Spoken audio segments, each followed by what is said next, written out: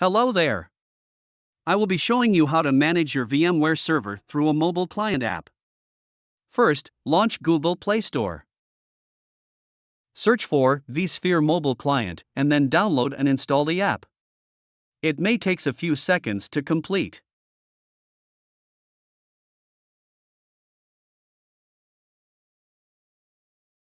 Look for vSphere Mobile Client app.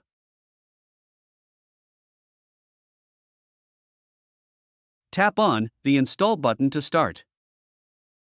Once complete, proceed to open the vSphere Mobile Client app.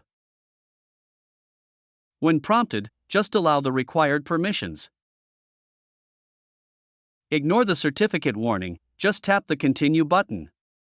Next, tap on the On-Premises option, and then log in to your VMware server accordingly. Congratulations! Now you can manage your server on your mobile phone.